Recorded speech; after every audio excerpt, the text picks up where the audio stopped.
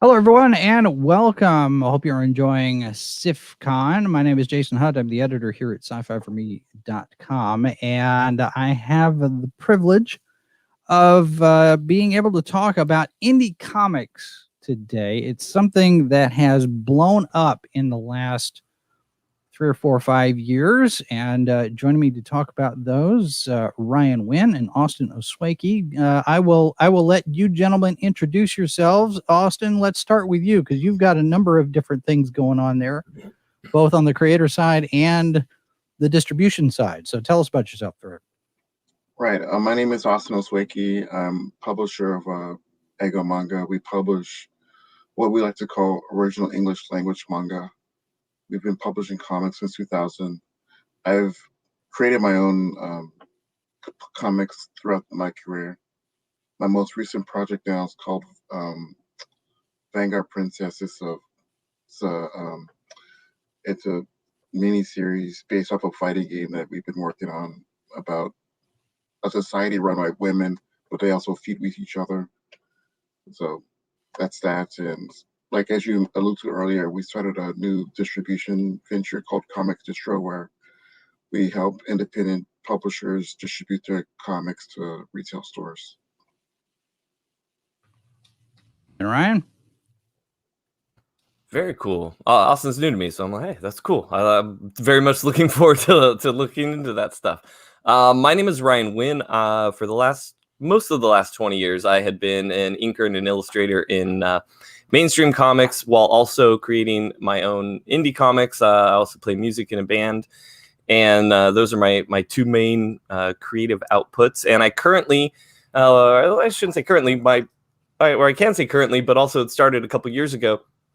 I'm writing a book called Gods and Gears for Alterna Comics. It's an action adventure book about two boys adventuring through time and space, finding ancient magic and relics and things like that. A little bit like Goonies meets Indiana Jones. And I also have a book that is currently in demand that ties to that universe on Indiegogo called Hammerella, which is sort of a cosmic jungle tale book about a cosmic being named Hammerella who's raised on a distant, desolate, nasty, evil world filled with nothing but despicable beasts that try to kill her. And the first time she tries to escape, she finds herself in the midst of a galactic war. And it's sort of like a 70s, 80s Marvel comic meets 80s heavy metal magazine. But it's all ages. So those are the things I'm doing and the things I've done. And thank you for having me. And nice to meet you, Austin. Ryan, I'm not sure that all ages and heavy metal kind of go together there. That's branching out into new territory. Well, I guess, but that was my influence because what we did on Gods and Gears was influences from 80s cartoons. And as a kid, those are the first things that made me want to make things. And then the next thing I saw were Japanese animation and heavy metal magazine, and I'm sort of, it was like the fantasy element of those that I'm bringing into this. So you are correct, 100% correct. But there is still an element that was new to me at the time when I was young and learning to create. That's the excitement that I'm trying to bring in. So how did you guys get into comics? I mean, it's not something that most people sit there, they grow up, we all, when we're kids, have those thoughts about, astronaut, firefighter, police officer, that kind of thing. Comic books, we all read them, but what was the impetus behind getting involved in on the creative side of things? What was the decision point for you two? Well, for me, I was just a fan, and I was just a fan out of high school into college, and I didn't really have any connections with any professionals in the comic book industry. I was out of Houston, Texas, and I just went to a show one day and showed my artwork to some editors there, and they just encouraged me to do it myself. So that's kind of, I think, a lot of how we all started, as just being fans and just doing it ourselves. Yeah, it was one of those things I decided at a really young age in a sort of like a kid fantasy or something. It's not like I had a business plan at 12 and I was like, all right, this will be how I make all this happen. But I definitely decided very young that's what I wanted to do, and started I started turning in samples at like 14, pretending that I was older. Like I had been calling local publishers or going to little cons and getting people's info and then calling and pretending I was 16 because I had met some 16-year-old artists that had gotten some indie work. So I would literally like make my voice deeper with my friend there. I'm trying to sound a little bit older, and nothing, of course, happened with that. But that did kind of teach me the submission process. But it was just like Austin. It was just being a fan and sort of just wanting to, like, you enjoyed reading these things and then you learned that people made them. And then you were like, well, hey, maybe I want to try making this too. So yeah, just the same thing. You're going to cons, you're making that circuit. And I think that starts to, like, you have a little bit of juice in you already going, hey, I kind of want to do this. But then when you actually start meeting those people that do it and you're like, hey, they're doing it, I can do it too. And I think that kind of, I think going to cons really made the jump for me, though, to knowing that this was a thing a human could do, you know? Yeah. Well, and nowadays it seems like it might even be, I don't want to say easier, but there are more options, more pathways for people to get in on creating comics, whether it's as a writer or as an artist. I remember Planet Comic Con, I think in 2012, 2013, I was talking to, he was the editor of the X-Men books at the time, Nick. I can't remember his last name at the moment, but he was saying... Nick Lowe. Nick Lowe, yes, thank you. And he was saying that for artists, it's a little bit easier. I mean, you take in your portfolio, people flip through the pages and they can see what you do. But for writers, he was saying it probably is the best way to get into comics, to break in, is to do your own thing, find an audience, and actually have a following and have a track record. And then you go to Marvel, DC, Image, any of the bigger publishers, and you get in that way. But now indie comics are just blowing up all over the place. I mean, both Indiegogo and Kickstarter, you have a number of people who've sat there and said, you know what? I don't think I want to work for Marvel or DC because I don't own what I write. I want to go do my own thing. Is it easier, do you think, now to get into comics as an independent writer or artist than it was 5 years ago, 10 years ago, or back when we were all teenagers? Yeah, I think it was very easy for me. Back then, print on demand wasn't a thing. So when companies like Cafe Press and other print on demand companies came up, especially printers, that was like a huge game changer for me, because when I started out, I didn't know how to print comics, or I didn't have the money to print comics on a conventional level. So when resources like print on demand and companies like Print Ninja or whatever came out, it was an excellent opportunity for me to get my comics printed as a comic book format and sell some at a convention. So those resources, well, because of the internet back in the early 2000s, those resources made things a lot easier for indies like myself and creators to get in and to do well and all that stuff. Because 20 years beforehand, none of that stuff was around. Right. Well, and you've got all the digital stuff now. I mean, print on demand. I self-published a book myself through CreateSpace over there on I think it was Amazon or Barnes and Noble someplace, but yeah, Amazon, I think. And that's fine and well and good for print, but now it's just like Justin Normie was saying here, you no longer need a publisher. You don't really necessarily need to even produce a physical book.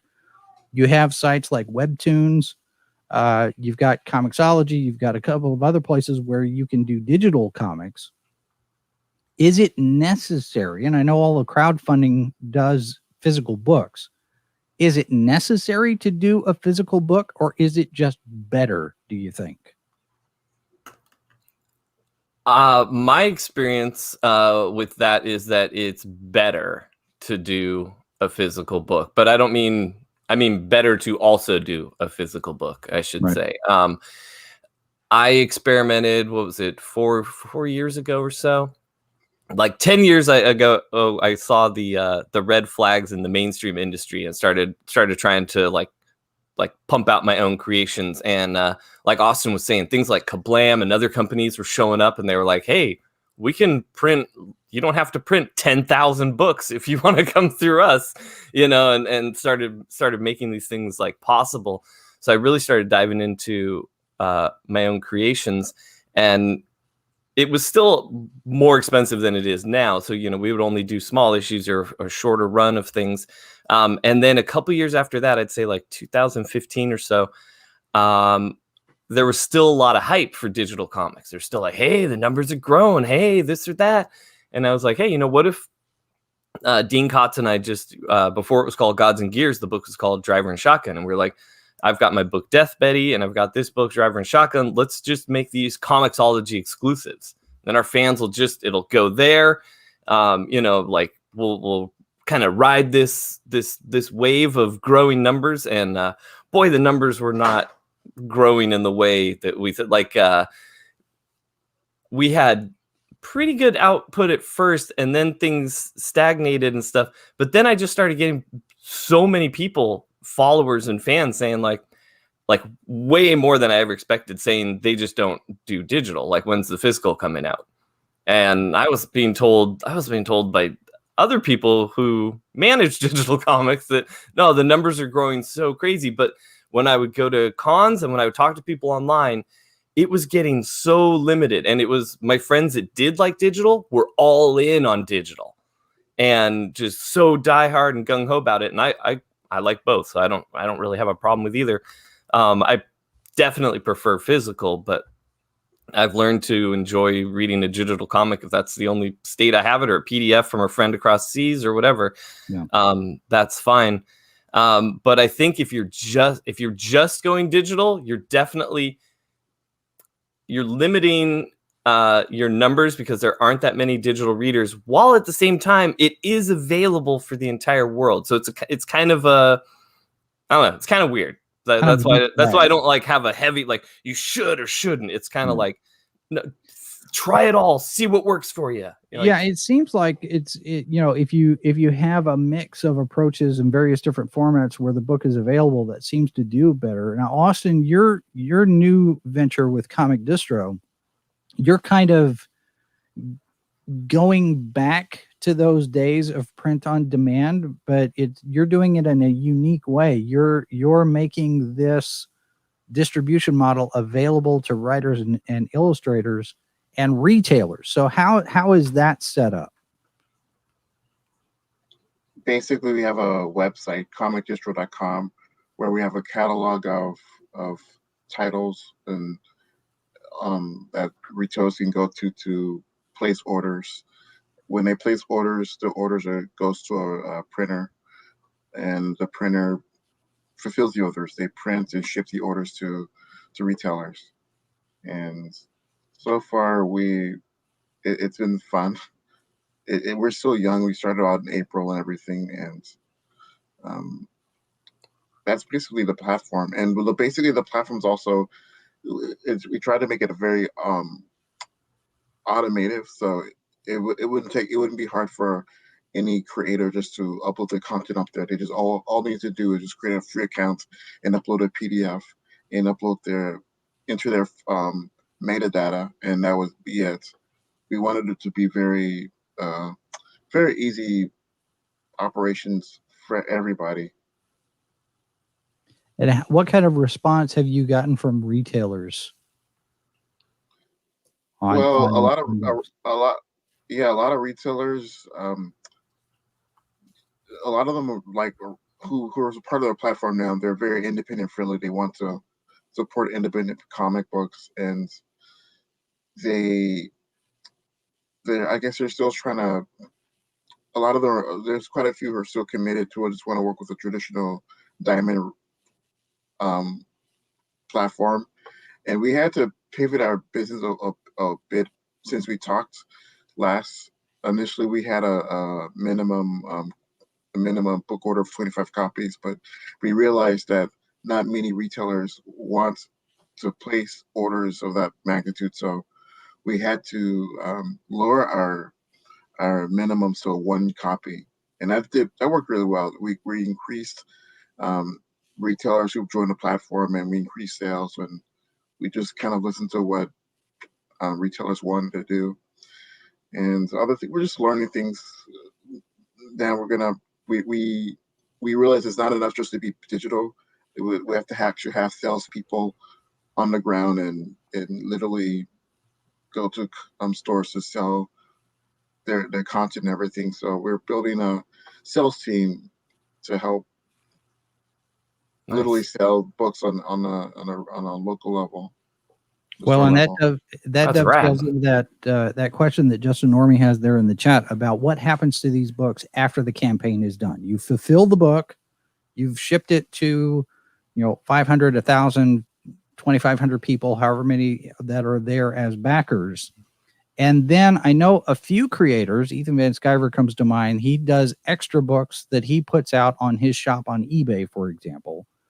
And you have the overruns, and then you make some copies available in the next campaign. But would something like Comic Distro, for example, is there a way, and Ryan, let me ask you as a creator, with something like this, would that make it easier after the campaigns are done? Where do the books go? How do people get a hold of these books? If I missed the campaign, I meant to back it, and then payday came late and I wasn't able to do it, and you have interest from people, but you have that limited number of backers. How do you get out into a bigger space in the comics? Whether it's retail or online, what options are there past crowdfunding stage?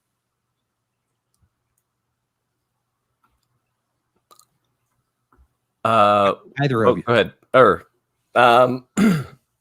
Well, for me, because everybody does everything so different with these things. I don't plan on having too much of an overrun on my Hammerella book that we're doing. That's going to be basically for the backers, and then any extras will be for returns, damages, and I might sell a small lot of those. But that's that book it's huge, it's oversized, it's like, as far as not format but just page count, it's way bigger than it was originally planning to be, and it's specifically just for the backers to help me create this property, because this one's going to be reprinted as an annual at Alterna for our Gods and Gears story. So this one, we specifically already had an outlet for it post campaign, where if I didn't have that, I probably would be printing up like copies with less extras and be figuring out, I would probably have a retailer plan going on. And I think I'm going to be doing more of that kind of stuff for projects in the future. So if I didn't have this going on to be an annual at Alterna afterwards, it would definitely be collected in a trade with less extras, so that it could have a lower price point, so that I could get it out to more retailers. That's kind of what I'm planning to do with other stuff going forward. But this is also my first time kind of stepping into all this, so I don't speak with a whole lot of experience on that end. And Austin, I see like there with Tidal Wave Productions, you're getting some regular comics publishers. How much response have you gotten from there as opposed to independent creators? Is it a good mix for you so far? Well, with Tidal Wave, it was a big. They really added a lot of credibility to our platform, and we for a while when we put Tidal Wave on our platform and we made the announcement and uploaded comics, it was top heavy for a while, because basically they just had literally thousands of comics that we had to put on our platform, and it was just all Tidal Wave all the time for a long time. Yeah. Then eventually um, we some other smaller publishers joined us. Like you saw Comic Republic, a Nigerian-based publisher, and then we recently read 5 comics. They're based in Texas. They joined our platform as well. Um, it is kind of interesting. It's like for a while, it seems like when we had Tidal Wave on our platform and uploaded a lot of our new listings for Tidal Wave stuff, it seems like many people are hesitant to join the platform because it seems like we're just another new distributor like USC or whatever and focus on specific ones. So we had to emphasize to um, to the public that we're still catering towards everybody. It's not only focusing on companies like Tidal Wave or big companies, but we're still trying to invite everybody to join the platform, and everyone has the same opportunities as Tidal Wave or any others. And when we did that, then we saw a few other companies be more warm and join the platform because So, that was the kind of things that, like I said earlier, we didn't want to come across as that we're just only focused on specific groups or whatever. It's a right. catch-all for everyone. So what about overseas? I know one of the biggest challenges for indie comics, especially at the crowdfunding level, is fulfilling to backers outside the United States. The shipping costs are in some places just incredibly exorbitant. Ryan, I know you've had conversations with a number of indie creators. Are they kicking around specific ideas on how to get books out to people outside the United States? And then, and Austin, piggybacking on that, are you getting in touch with retailers, with comic shops overseas? Is there an option for that? Because I know if you're doing print on demand here and you have a print shop in California, are you making arrangements with print shops in other countries to make it a little bit less expensive than just shipping the books so far? Well, yeah, I have an answer to both issues, the crowdfunding and the comic distro. For comic distro, yes, we are. We've been approached by various printing companies and retailers in Singapore and India to work out some relationship where some type of business development partnership where we can leverage both our resources. Like there's 2 companies in Singapore that has the same business model as Comic Distro. So we're trying to see how we can leverage their printing facilities and print books and supply books to retailers in that region. So we'll see what happens. But when it comes to, we did like maybe 2 Kickstarter campaigns for 2 books that we had, and some of the backers were from other countries like Russia, UK, Canada.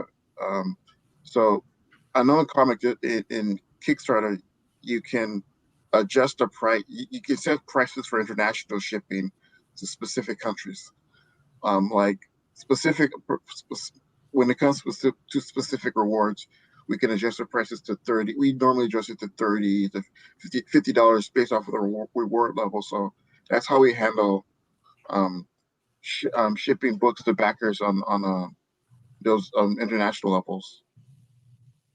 Ryan, what kind of conversations have been going on with? Because I know a number of indie creators are going to Alterna, and you guys are having conversations with Peter about that side of thing, printing single issues once a month, once a quarter, however often they come out. But as far as the overseas stuff, has anybody come up with a good repeatable solution yet? I don't have any numbers to share, but the things that people are discussing, Peter at Alterna has done some stuff like this in the past and is working to do some of it in the future, where for certain crowdfunding campaigns or even just for getting Alterna books into European stores, he has basically a hub, like 1 or 2 stores working as a hub in Europe, and he will send the packages all at once to them, and they will do the individual European distribution. Here in the States, we have RJ over at Critical Blast working on something like that similar here. And there's people in the UK that are working on stuff like that for crowdfunding books. And there's people in Australia that are kind of getting that together as well, too. I'm sure there are people that actually have it more together. I don't have anyone specifically to send anyone to right now. But it's definitely, I would say, in the last 5-6 months, the consolidation of shipping ideas has been coming up. And people, since all you have to do to reach out to somebody is send a DM, it's that easy to at least ask or to start getting ideas or feedback on things. So I think once other people saw others discussing it, it really got everybody saying like, okay, we need to start making this happen in the indie world, because shipping all these individual things is just, it's crazy. Our numbers are low enough. We only had 300 some backers, where percentage wise, it's not that, I don't have that many Europeans or out of country people. Like, I'm not dealing with hundreds yet. So there's going to be a few I'm sure I might eat the shipping on, but that's just, we've kind of worked a lot of that into the costs and stuff.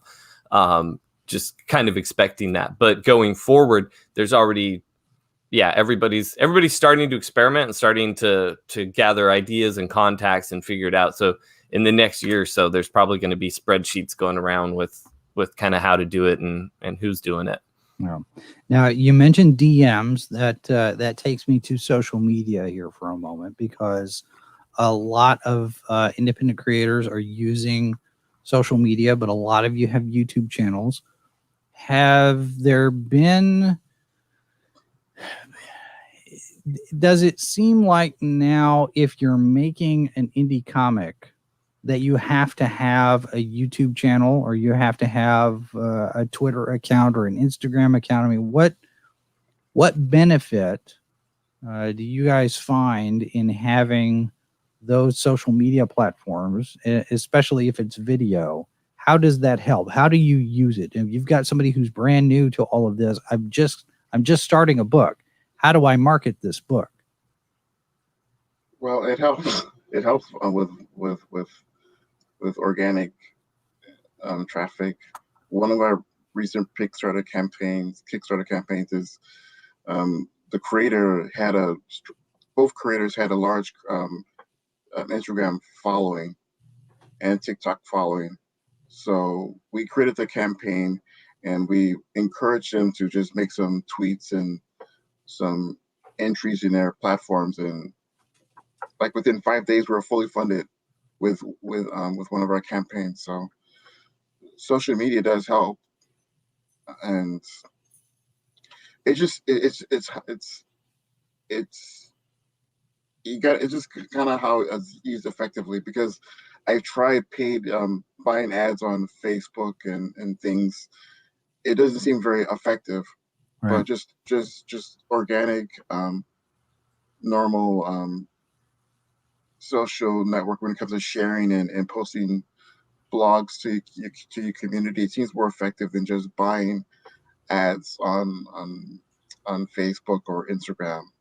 For some reason, I have no idea why, but yeah, I've heard from people that are like hugely successful. They're like, oh yeah, targeted Facebook ads, that's just the way to go. That's the way to go. And then I hear from anyone below that level that they're just like, did not work for me. Or Instagram ads, they were like, did not work for me. And as soon as I stopped paying for their ads, you could tell they even stopped pushing any of my regular posts as much and stuff like that. So I've kind of just stayed away because I've heard the same thing from everyone like Austin here, where the targeted ads, it was so hard to gauge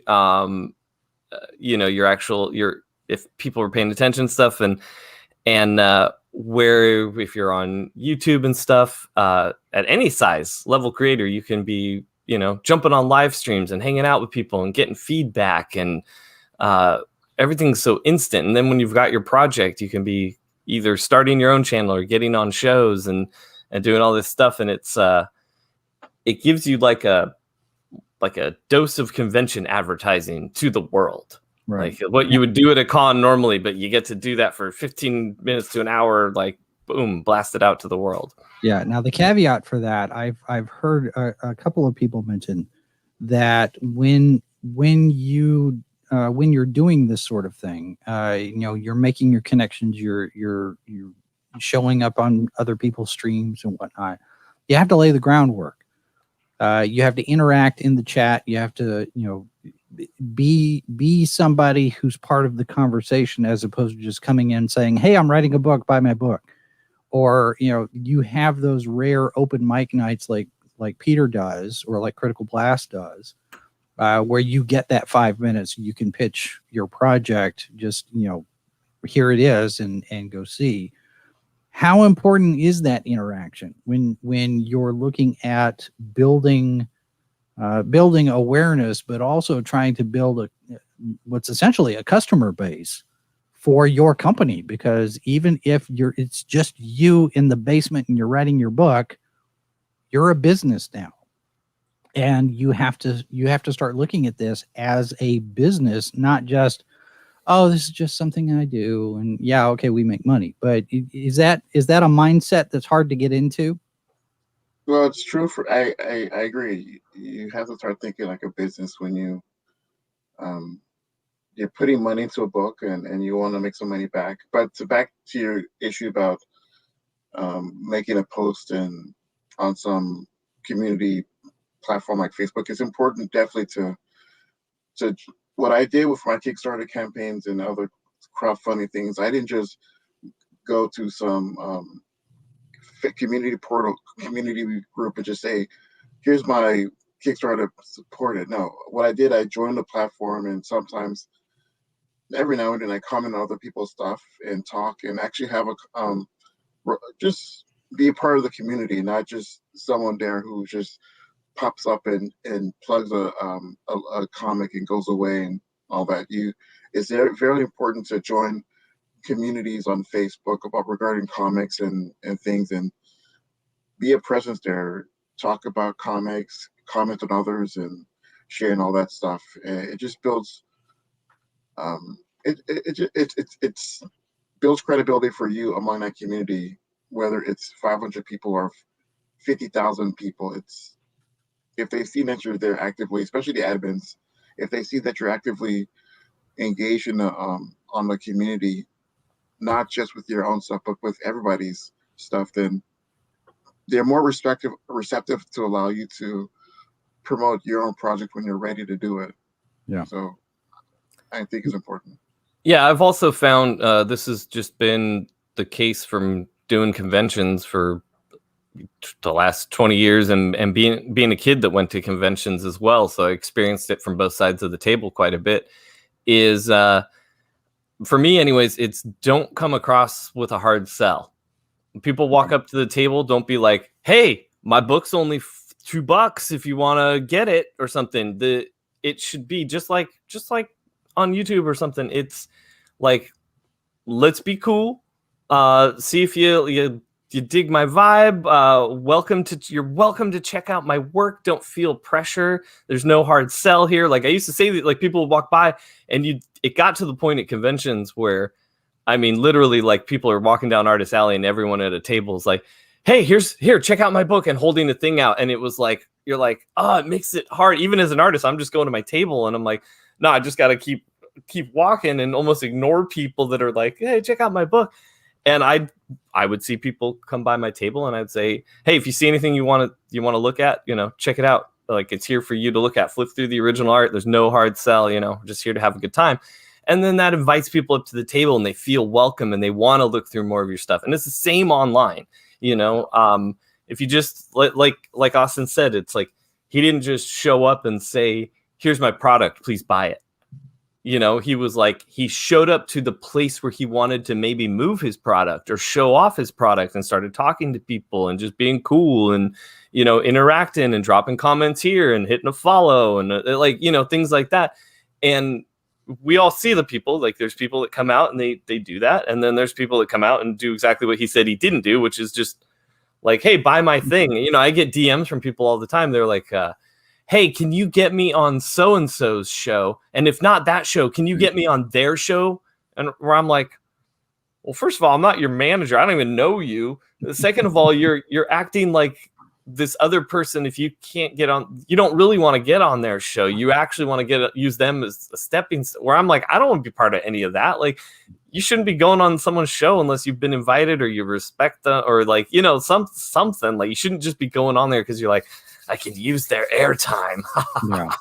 You know, we all there, see that. We see that happen. yeah, there is benefit in networking, but a lot of the people who are more established, you've got 3 or 4 or 5 books, different campaigns that you've done so far. People need to realize that y'all are all talking to each other, at least within certain groups, and you've got, you know, this group over here, you get this group over here, and you get that group over here, and maybe they're getting along, maybe they're not. But you have a lot of indie creators that are communicating back and forth, and so you know, you step in it in one place, there's a very real possibility that a number of other people are going to know about it when you show up over there, and they say, oh, it's this guy, and do that. So the etiquette of it, and like you say, Ryan, with, you know, don't do the hard sell either online or at a convention, is the kind of the same thing. But on the flip side of that, when you don't have those connections, when you don't have the opportunity to get into the chats or get into the open mic, what other options are there? I saw a white paper here not too long ago that said that a lot of people, the top 2 social media platforms, YouTube and Facebook, where across all the demographics, all the different age groups, those 2 are being used more than anything else. And we know, you know, I think it was Jimmy Palmiotti said that he's got a statistic where only 15% of comics readers are even on Twitter, which, you know, supports the notion that I've got that Twitter is a waste of time for a lot of things. But Facebook ads, they don't work, I guess, unless you're spending a lot of money. How do you best utilize YouTube and Facebook to connect with the people that you want to buy your book without doing that hard sell? Well, YouTube is getting better at allowing you to target specific comic book communities or groups or channels better. Like recently, just this week, I started to buy ads on YouTube, and they have a new component in their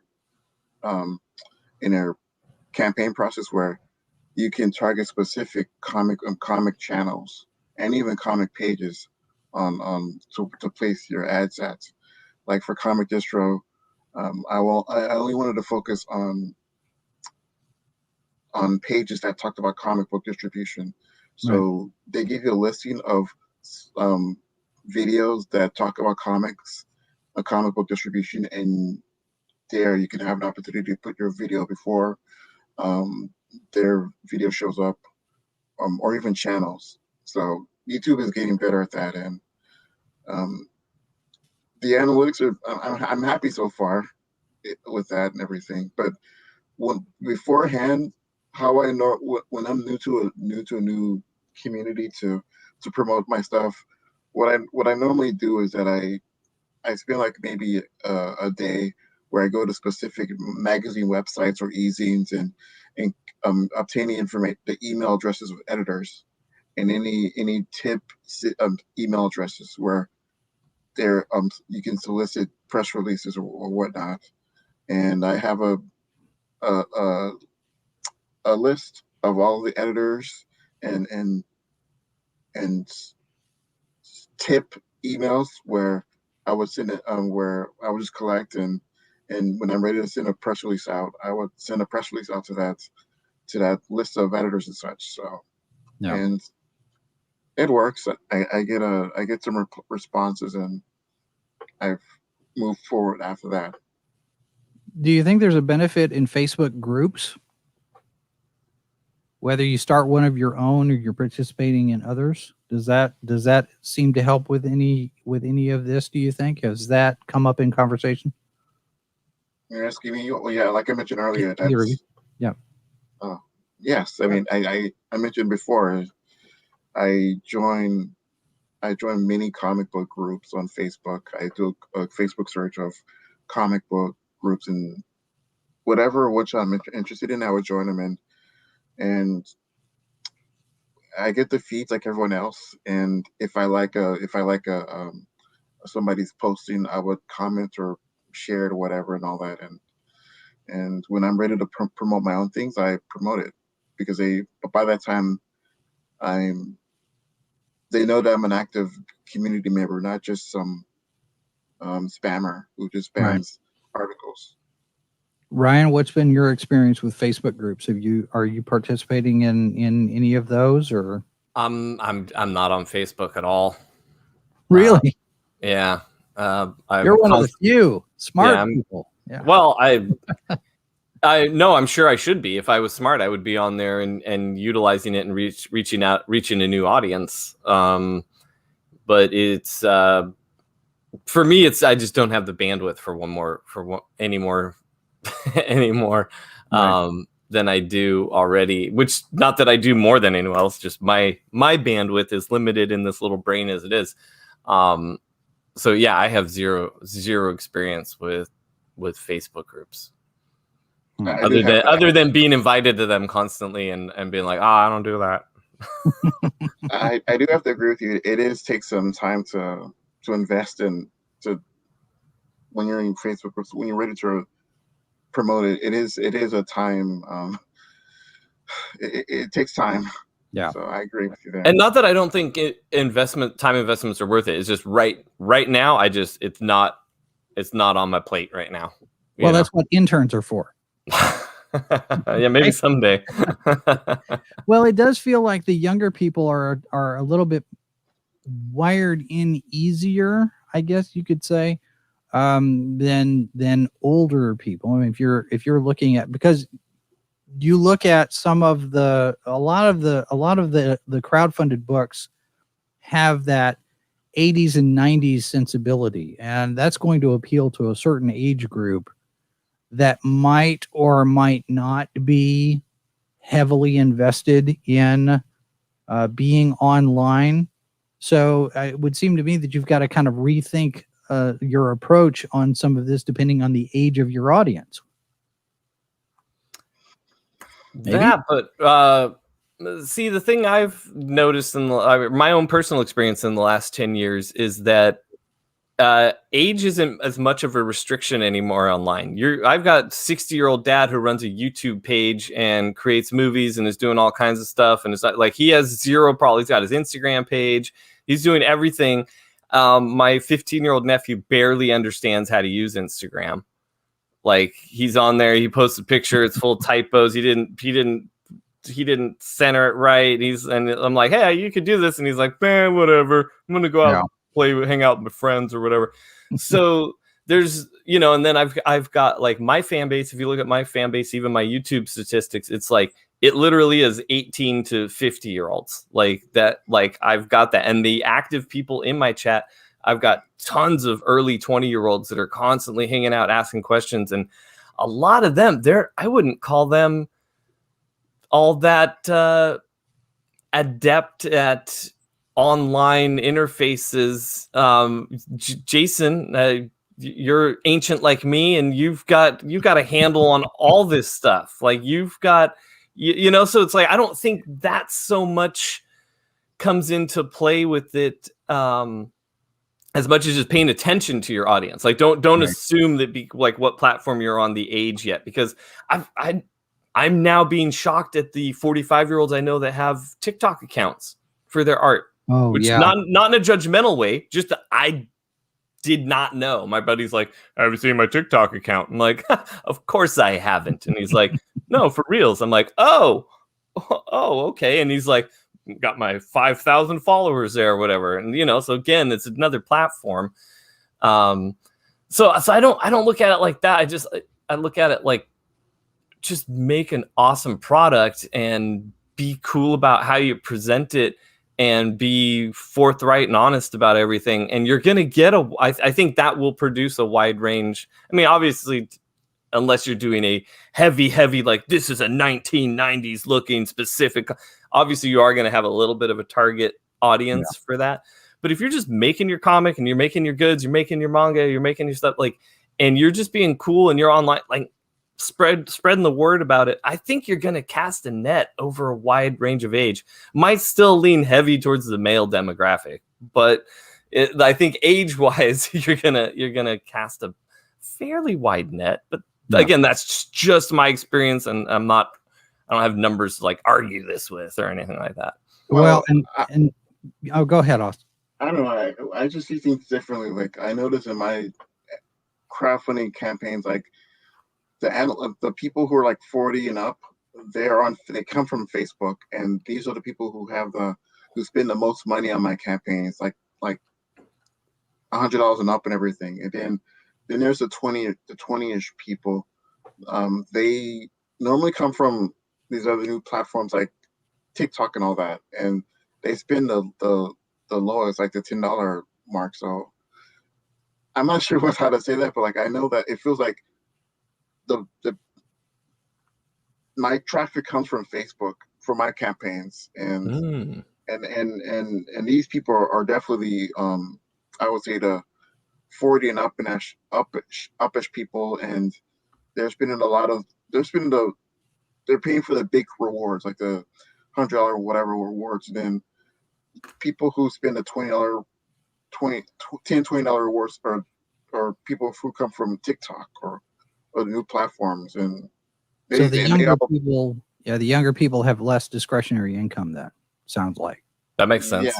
Yeah. And that ties into that question, a question in the chat. Do people in those groups buy comics, or are they more appreciation groups? And we've talked about this with regard to the Marvel movies, for example, where you have millions of people will go watch the movies, but they're not reading the comic books. And all of us have YouTube channels, and you're making your book and you've got your YouTube channel. How much of that social media interaction with your audience is actually translating into sales for your books? Because we have, we're 1,670 subscribers and double-digit views, 20, 30, 40. So not everybody in our audience is consuming our product. Do you run into that same kind of thing? Yeah, I think so. Go ahead, Austin. No, you can go first. Go ahead. No, I think so. There's I don't know. Again, I don't have so much experience on this end of things to talk about, other than like I know that when I'm streaming regularly, like if I'm hitting the Geronimo draw stream every Tuesday, I get a sale every Tuesday. But I do a show every Monday on my channel. I do not get a sale every Monday on my channel. So I don't know if there's something about the draw stream audience is coming in to see something different, so I might be straying from the question here too, because I'm starting to collect different thoughts in my head as I'm answering it. Actually, I don't know. Yeah, but maybe Oscar can handle it. I don't have a great answer here. Well, I don't know. It just seems very strange. Well, I don't have a large following and all that, but I do know, like, I do see, like, the younger the audience, they're more likely to buy digital. If they're older, they would buy the physical book and all that, and I can't rely on the older demographics to buy my books through Facebook or all that. They'd have to go through an actual store or order and all that. It is very strange. I'm really not wired into the 20-ish crowd and all that, but you kind of have to go where they are, from my experience. Yeah. Like a lot of my people, the people who buy my books in our ages, they buy a lot of my stuff on Steam and just places you're not used to thinking about selling comics, but like Comixology's kind of,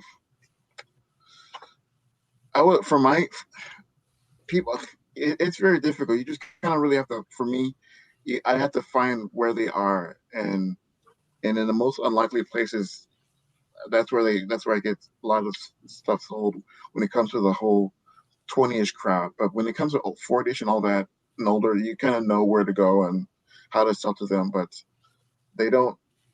They're not. I don't. They're not the majority of where my revenue comes from. Right. But they pay the most. It's like a white whale for these kids, the 20-something-year-old. But it's like we have to find where they are and then sell effectively to them, and then they would respond. And it's very difficult.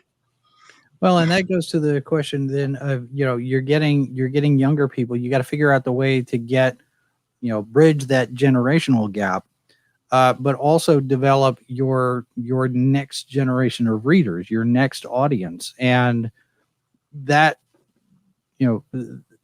brings up the question of sustainability when it comes to crowdfunding, because there's a lot of people that sit there and say, oh, this is a flash in the pan. It's not going to last that long, where the evidence would suggest otherwise. I mean, you've got Ethan with his Cyberfrog books. He's done 4 or 5, 6 of them now. You've got Richard Meyer doing a number of them, working with Stallone on an Expendables book. You've got Billy Tucci doing his stuff. You've got now Scott Snyder is getting involved in crowdfunding, Sean Gordon Murphy, and Coffin Comics. Those guys have been doing it for, Brian Polito. He's been doing it for what, 12, 15 years. Have we put to bed the question of sustainability when it comes to crowdfunding projects, do you think? As long as you have a community, like I've done 2 so far. I'm working on my 3rd pretty soon, and my community, they've known the quality of the books that I try to put on my campaigns, and they know that I deliver on my campaigns when it comes to mailing and fulfilling orders. So for me and from others that I know, my other colleagues, when they built their own community, the community seems to come back when you have a new campaign, because they know they trust your credentials and you've proven that you make good on your fulfillment commitments. So if you build a solid community for your crowdfunding campaign, they will keep supporting you as long as whenever you make new campaigns out there. So I feel it's like just building that community and just doing right by them. Yeah. Ryan, what do you think? Yeah, no, I completely agree with Austin. I don't really have much to add. That was well said. All right. Well, I guess my official opinion would be, I don't see how it would go anywhere. The market, each platform may get oversaturated or tons of books at a time, and things may ebb or flow, but I can't see crowdfunding just disappearing or anything like that. That would be weird. Yeah, and I think too, Austin, you're talking about community. Now, we've seen various different fractions in the movements, and people started to go after each other, and we've got the neener, and that kind of thing. Are collaborations still a good idea, or do we have to be careful about that? I welcome collaborations. No, I welcome collaborations, and I think it's a great idea if you can mutually benefit from each other and it's a good thing. I don't think people should just be a silo of their own productions and all that stuff. I'm the same, and I associate with all sorts of different groups online and all the different comic people I talk to and stuff. Like, I don't limit my audience or my scope or my awareness or anything like that. And I don't know, just try to be cool to everyone and approach them on a equal footing. Yeah, I mean, sorry, with that, I would have done well on Kickstarter if I didn't collaborate with someone else beforehand, like another successful Kickstarter person. I work with them. They taught me how to do a quick Kickstarter well. So collaborations is very good. I wouldn't have my Gods and Gears book without collaborating. I can draw. I do write and draw and do all that, but the stuff I had had planned, that I had written it. It was too much for me, and I had a friend who wanted to draw it, and it was just that thing of like, oh, so that's how this happens. It's Right. And certain projects, maybe you do want to keep it to yourself, but I think that's what's great about the medium. I like seeing what a teammate brings into it. Like I've played in a band for years. It's the same thing. I like to, hey, I present this. What do you add to it? Sure. I like that cumulative effort and things like that. And I also, I don't know, there's something exciting to me about like letting go a little bit of what you're doing and letting another creator come in and add their piece to it. Like there's something kind of cool and exciting to that. All right. Well, if people want to connect with y'all, Ryan, you've got your website. Let's throw that up there and let people see that. RyanWinn.com. And then All you're things also me. on. Do I? I said all things me are all there. things you. And you're on various social media. Where can people find you on social? Well, I'm not on Twitter most of the time, but that's where you can easily contact me or see what's going on with the channel, my YouTube channel and stuff like that. I also am on YouTube. All the links are at ryanwinn.com. You can get to my my Instagram, my Indiegogo, my YouTube page, and on Mondays on my YouTube channel we do a music and comic show called The Comic Ship every Monday at 3 p.m. Pacific. So join us for that, and I'll see you guys everywhere. All right. And Austin, you've got two. You've got igomanga.com, which is the publisher. And then I see comicdistro.com. So where else can people find you as far as social media? We're on Facebook, Twitter, and Instagram for both Egomanga and Comic Distro. All right. And of course, you can find us on most of the social media as well as Sci-Fi for Me. I want to thank the folks at SIFCon for giving us an opportunity to play in the sandbox. Ryan, Austin, thanks very much for being here and participating in this. This was a good conversation. I think we should do it again. Yeah, definitely. Thank you. And thanks to everybody in the chat. And glad to see you. Don't forget, you can subscribe now. Austin, you have a YouTube channel as well? Egomanga has a we do. I don't really use it. Egomanga.com is a YouTube channel. All right. So Egomanga has one. Ryan's got one. We've got one. So subscribe to all of those channels. And then check out the rest of the videos that are going on this weekend for SIFCon. And we'll do this again. Thanks very much for being here, everyone. Thank you. Hey, if you like that panel and you're looking to continue your author journey, or if you're just looking for a group of like-minded people, all striving to improve their craft and grow as authors, our community at KSM might just be what you're looking for some reading, writing, and everything in between. Come on over and join us at Keystroke Medium.